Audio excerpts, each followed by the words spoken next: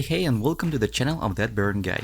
I'm glad to be a part of Tips of the Month contest held by Celsius once again, and I am more than happy to share more of my knowledge of Clip Studio Paint and different art tricks. Presentation. This month I chose the Lineless Art theme. Those who follow my social media and art-related pages and subscribe to my channel for Russian-speaking audience know that my style itself includes no line art at all. But in terms of my regular artworks, this is rather a stylizing decision, and I have just few other reasons to proceed this way. So I am not going to simply tell you about how I usually draw, since there will be no really useful nor new information to most of you.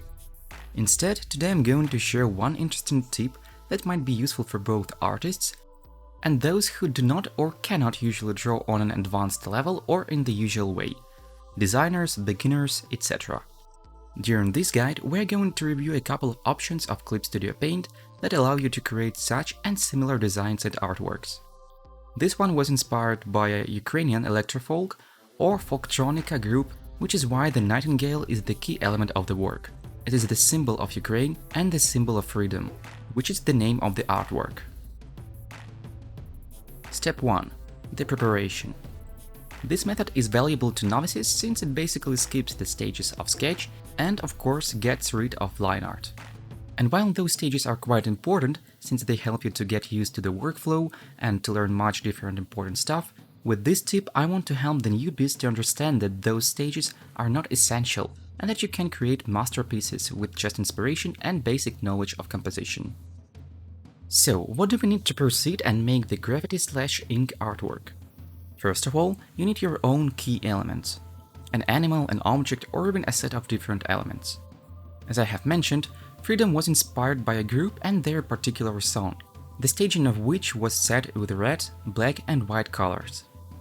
This is how I came up with the idea of the graffiti-style nightingale, a combination of bird of freedom and the art style of rebellion. Once you have found your inspiration and decided what result you would like to reach, find or make a nice image of your key object.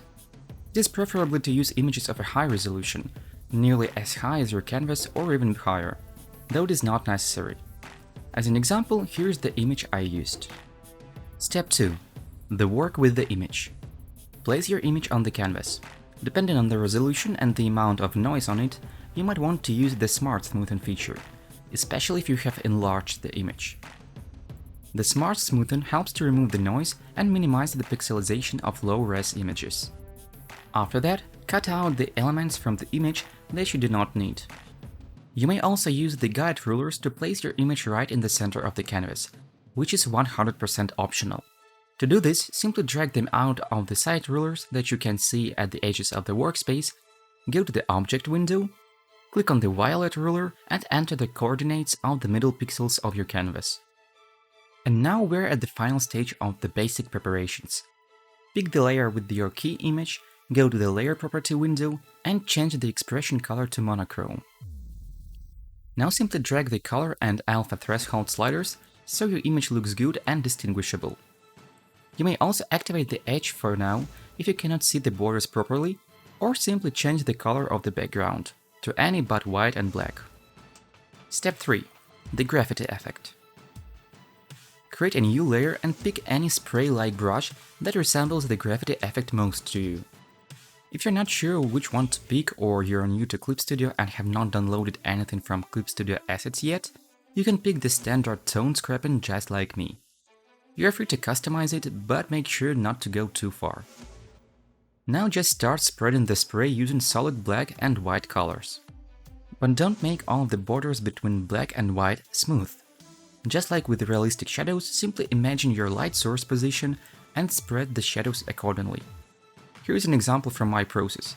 I made the shadow on the belly to appear smoothly since the belly itself is roundish and the small feathers make the border even wider. While the wing is a separate element with several big feathers, so I leave more sharp edges on it.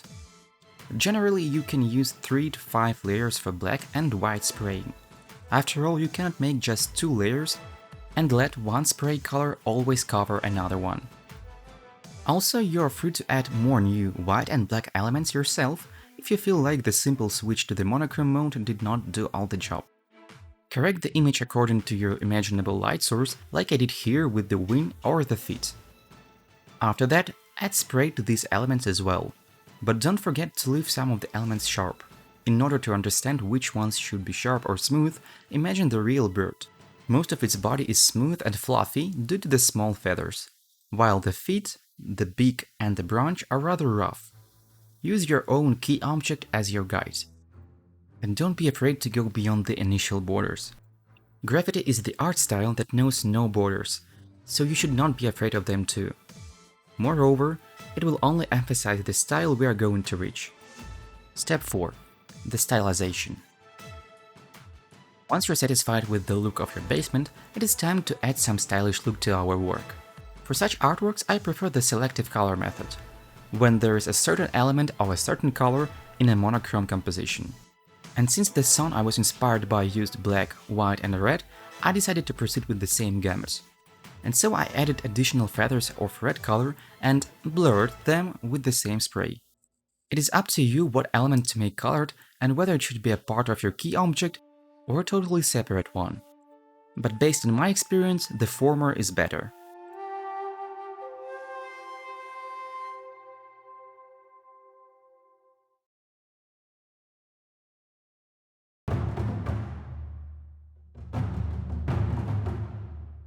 After that, I added several white and black feathers above the red ones so they would look more organic, and made some more random border breakouts with the spray.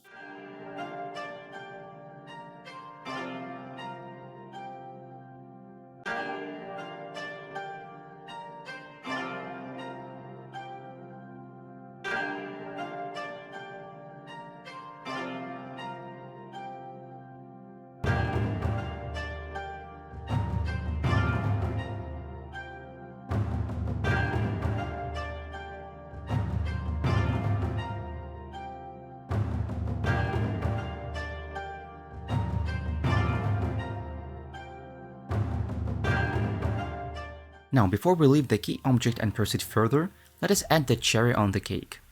Create a new layer and, picking the same colors you used, add some smudges. Do it randomly. However, you may stick to the 2:1 ratio. Add one big or small smudge here and 2 different smudges there. It is a great proportion when working with many small elements.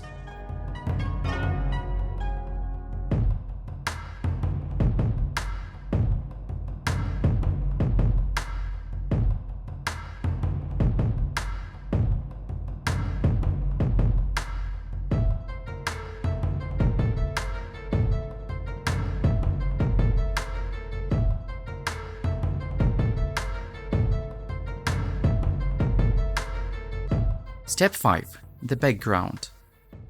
Now we are entering the endgame of our work. It might seem a bit random, but I really think that graffiti and traditional Japanese ink style have a great potential if they are combined. So I used the ink pen brushes set to make my work even better. And after several concepts, I came up with an interesting idea. Since I'm implementing the Japanese traditional art, then let it be some phrase in Japanese. And it was obvious what to choose. The idea of the whole artwork is freedom, so I wrote this word in Japanese using this font. And placed the text in the way that it would look like the nightingale is sitting on it instead of the branch. Now I only needed to make it look more ink-like. And to do it in an accurate way, I duplicated the text layer and converted the copy into a vector layer. Now go to your ink brush, if you have downloaded the ones I recommended, and open the Subtool Detailed window. Go to the brush shape page and press Add to Presets to register the texture in the brush shape presets.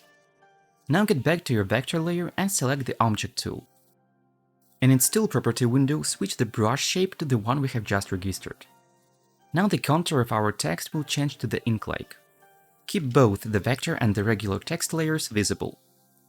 You can adjust the size, shape and other properties of this contour in the same Object Tool properties or the correct line palette. More examples. And now we're done. I understand that a couple of steps might have been slightly more complicated than I was describing at the beginning.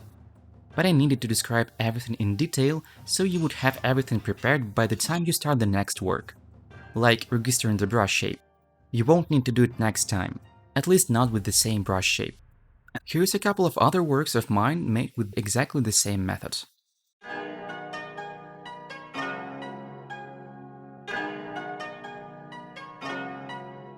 Conclusion.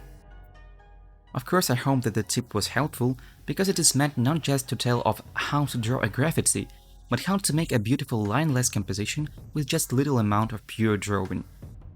You can use just the first 2 steps of the guide to prepare a basement in just 10-12 minutes, and then take a different way and create something of your own. Or you can follow all of my steps, improving something to your like. Each time I participate in this contest, I feel a thrilling joy. So I want to thank everybody for the possibility to experience this again and again. So, thank you for your time, and I wish you a great inspiration.